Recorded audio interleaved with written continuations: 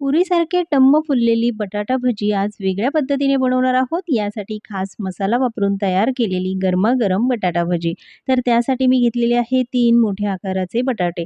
त्याची साल काढून घ्यायची, पाण्याने स्वच्छ धुवून त्यानंतर स्लायसरने त्याचे हे स्लाईस करून घ्यायचे, म्हणजे छान असे एकसारखे होतात. यासाठी आपण एक खास मसाला बनवणार आहोत. तर 25 ते 30 लसणाच्या पाकळ्या, अर्धा चमचा जिरे, अर्धा चमचा लाल तिखट आणि पाव चमचा यामध्ये मीठ घालायचं. खलबत्त्यामध्ये हे हलकंसं ठेचून घ्यायचं. त्यानंतर लगेचच हा मसाला आपण जे बटाट्याचे काप करून घेतले त्यावर लावून घ्यायचे. लसूणी फ्लेवरचा तयार केलेला हा मसाला बटाट्याच्या कापामध्ये स्टफ करून घेतला. तर ही तयारी आधीच करून ठेवायची. त्यानंतर बॅटर बनवायचं. 1 कप बेसन पीठ, पाव चमचा मीठ, पाव चमचा हळद, अर्धा कप पाणी घालून हे बॅटर बनवलं आहे.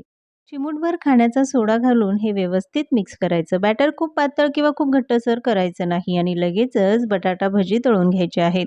तेल चांगलं गरम झालं की गॅस मध्यम आचेवर ठेवायचा. दोन्हीही बाजूने छान सोनेरी रंगावर भजी तळून घेतली. खाण्यासाठी तयार आहे वेगळ्या चवीची गरमागरम बटाटा भजी.